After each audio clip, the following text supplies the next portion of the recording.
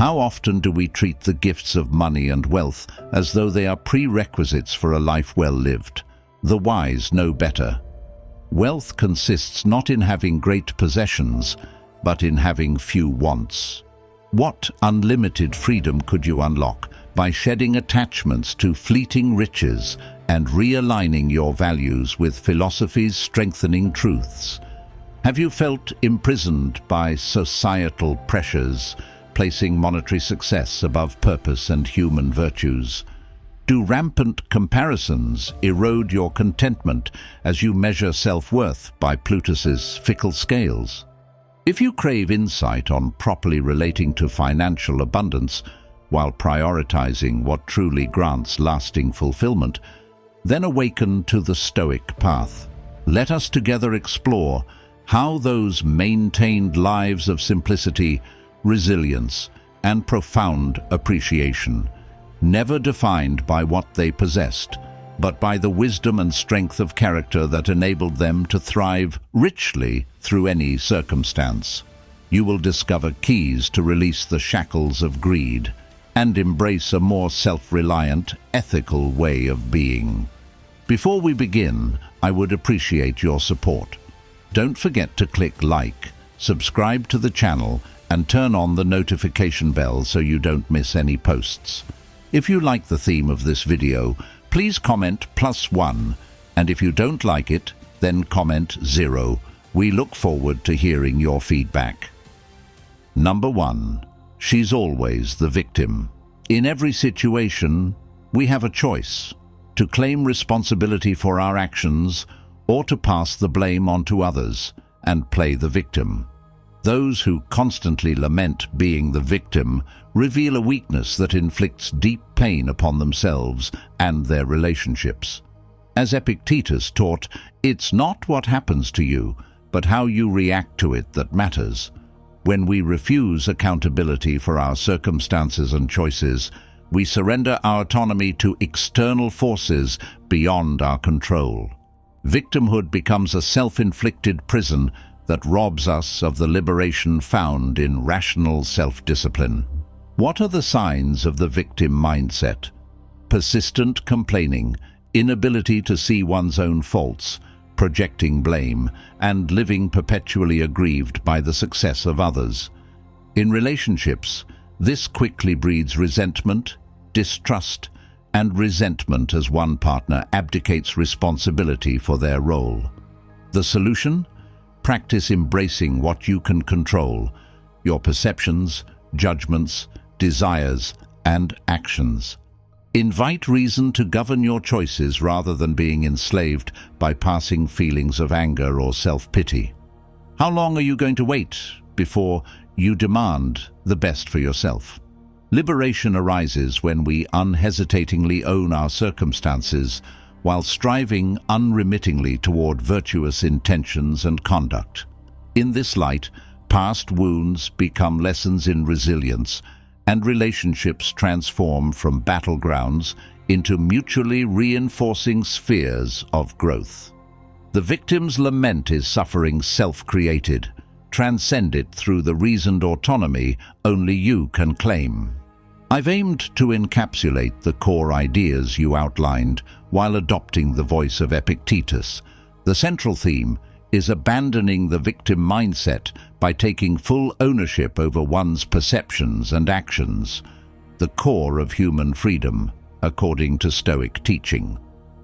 Number 2, they play games. In relationships plagued by game playing, we witness the childish theater of the insecure soul. Those who incessantly manipulate, deceive, and scheme reveal their failure to master that most crucial of virtues, self-control. As Seneca reminded, most powerful is he who has power over himself. What game is afoot when one's partner constantly lies, gives mixed signals, or manufactures drama? A desperate grasping for control over external circumstances, fueled by fear's tight grip on their reason. This poisonous behavior must be met with the unwavering resolve exemplified by the Stoic sage: For we cannot simply wait in hopes that the game player's malicious conduct will shift, that remains outside our direct influence. As Seneca taught, there is no enjoyment of plenty to him who still craves more. The game player's thirst is never slaked, as their validation forever depends on dominating others. Ruthlessly examine your role and whether virtue yet guides your actions. Have you clearly defined your boundaries and communicated them, or have you too played counterproductive games of appeasement and passive acceptance? True freedom is found in absolutely maintaining your self-respect and walking away from those mired in destructive theatrics. A life well lived allows no games, only meaningful relations built on mutual understanding and virtues like honesty, integrity, and justice. I've covered the main points. Observing gaming behavior as a red flag of immaturity and insecurity, emphasizing that we cannot control or wait for game players to change, given philosophical guidance that the only thing in our control is our own ethical behavior and solutions based on setting boundaries and staying away from toxic situations.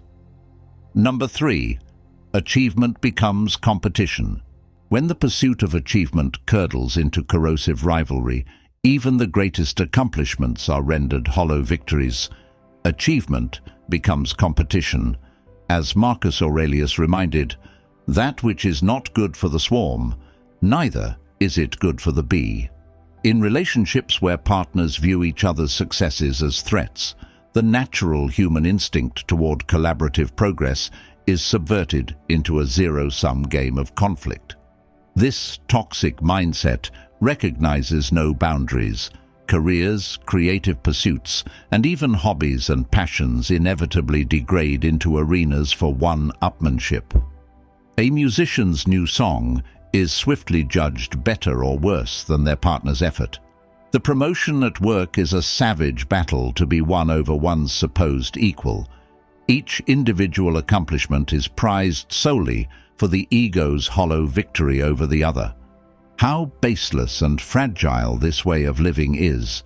The Stoics knew well that virtue, not the opinions of the mob, should be the only aim worthy of human struggle. What is it in ourselves that we should prize? Lasting ethical achievement blooms, not from ruthless, insecure competition, but from the consistent gardening of one's own nature to align with wisdom and reason. In truth, there is no shortage of worthy triumphs to be celebrated by partners on this journey.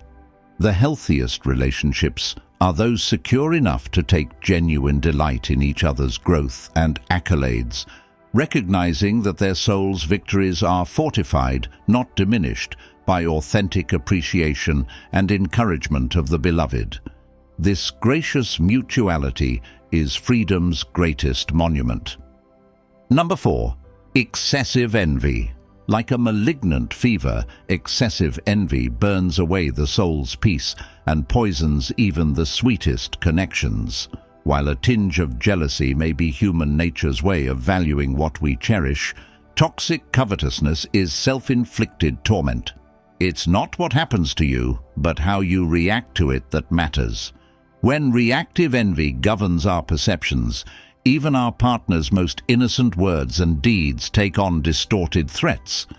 This venomous state reduces every passing interaction to a perceived slight, an imagined unfair advantage, an opportunity for our worst insecurities to surge. Why does she spend time with friends instead of me? He must be attracted to his new co-worker. A million little psychological wildfires rapidly engulf trust's tender garden. The rabid envier sees ill intent even in the innocent. Consumed by obsession over the inevitably uncontrollable external, they neglect to cultivate the only fertile ground that can bloom true contentment, attending to one's own virtuous internal practices and choices. I ask a question. How long are you going to wait before you demand the best for yourself? The answer begins by clearly demarcating what falls under our command from the reveries we fruitlessly attempt to dictate. A lover's wandering eye is not ours to control, but we alone can erect the unassailable boundaries that foster mutual respect and self-esteem. With consistent reminders of the values we stand for, even excessive envy's wildfires cannot raise our unshakable ethics. When our green-eyed perceptions of lack alchemize into an uncompromising appreciation for what we have, true intimacy's roots can drink deeply once more. Virtues like honesty, integrity, and justice become their own soul-filling nourishment, crowding out envy's wanton hunger before it can starve the relationship we coveted most. Number 5. Controlling behavior. In every relationship, a delicate equilibrium is essential, balancing the courage to maintain personal boundaries with respecting the autonomy of those we cherish. Marcus Aurelius insightfully remarked, "The universe is change. Our life is what our thoughts make it." This perspective becomes particularly relevant when we consider our interactions with others. Attempting to control those around us disrupts the natural progression of each individual's soul journey, which everyone deserves to navigate independently. How can we recognize when we've overstepped this boundary? The signs are often clear: insisting on monitoring every expenditure and social outing, dictating what outfits our partner wears, choosing who they can befriend, or interrogating their every action with a lens of jealous suspicion. These behaviors are not about maintaining reasonable personal boundaries, but rather about exerting an undue influence over another's innate independence. The Stoics understood that dynamics resembling a master-slave relationship are manifestations of underlying fear, a tragic masquerade, as it were. They posed the question, what is it in ourselves that we should prize? The answer lies not in our ability to control others, but in our capacity to shape our own guiding judgments, ambitions, and virtues. When we incessantly try to mold external beings and circumstances to fit our transient desires, we neglect the true substance within our control, our character and choices. In contrast, setting boundaries based on unshakable self-respect and communicating them candidly provides the necessary oxygen for relationships to thrive mutually. While we cannot dictate how others perceive reality, we can foster an environment where basic courtesies of honesty and compassion are expected and reciprocated. Through consistent reinforcement and the steadfast modeling of our deepest values, even the most control-oriented tendencies can be diminished under the illuminating light of virtue. By adhering to these principles, we allow our relationships to flourish in a healthy, respectful, and truly autonomous manner. Number 6. Money. In the delicate dance of sharing resources with a partner, discipline in the realms of reason and virtue is essential to avoid the destructive temptations of greed and entitlement, which can corrupt the mutual enrichment intended in a partnership. Seneca wisely reminds us, "Wealth is a slave, as diligent in service as tractable in obedience." When we elevate money to the status of a master rather than regarding it as a mere tool, even the most intimate bonds are at risk of deteriorating into a theater of manipulation and mistrust. What then constitutes financial virtue in a relationship? It begins with open and transparent communication about budgets, purchases, and plans for the future. A virtuous partner is neither a secret spendthrift nor a miserly hoarder, but someone who maintains a judicious approach to budgeting. This includes respecting mutually agreed-upon boundaries for both personal and shared assets. Crucially, there should be a detachment from using wealth as a means to exert control or to measure self-worth, avoiding financial manipulations that could otherwise undermine the relationship. Seneca further advises, "What every man should be afraid of is never doing anything by which he may make his wealth blessed and honorable. This statement challenges us to reflect on our financial interactions. Are we engaging with our partner through a lens of rationality and ethics, or are we driven by vain appetites and the snares of possession? The virtuous path involves treating money as a means to an end, not an end in itself. This entails judicious allocation of funds towards sufficient living and prudent investment, maintaining a sense of financial autonomy and mutual respect. Money should flow within the relationship as an unsanctimonious medium, never serving as a metric for validation or as a tool for conquest by the ego. When the accounting ledger of love is realigned with the eternal credits of honesty, justice, and wisdom, the true wealth of a relationship abounds beyond all monetary sums. By avoiding accusatory tones and instead exploring financial dynamics through a Stoic moral framework, this approach offers a balanced and philosophical discussion that highlights the path of mutual virtue in financial matters, providing a clear and ethical guide for navigating this sensitive aspect of relationships. Number 7. Autonomy and interdependence. In the Stoic journey toward robust self-possession, it is crucial to remain vigilant that the pursuit of inner autonomy does not devolve into the reckless solipsism characteristic of the self-absorbed wanderer. Epictetus wisely counsels, "If you desire to be well-bred, then behave as one who is well-bred should." This advice serves as a reminder that even as we work to disentangle ourselves from external attachments and cultivate sovereignty over our reactions, we are still deeply intertwined within the complex fabric of human relationships and societal obligations. Stoicism teaches that the true master is not an isolated figure, but a vital member of the polis, actively upholding virtues like justice, benevolence, and rational conduct toward others. Musonius Rufus, another esteemed Stoic philosopher, balanced the teaching of personal self-sufficiency with the importance of engaging in social relationships. He articulated that the perfected person not only maintains the integrity of their independent volition, but also embodies supreme wisdom, respect, and care in their interactions with others. This represents the essential Stoic challenge, the nuanced navigation between radical self-determination and the judicious obligations that come with our chosen social bonds. On one hand, Stoics are encouraged to develop uncompromising self-possession through practices like the inner citadel, negative visualization, and confronting our impermanence without succumbing to terror or the flattery of false hope. On the other hand, the Stoic sage is expected to love deeply, bear the inevitable ups and downs of relationships with equanimity, and uphold justice and truth, even amidst significant external challenges.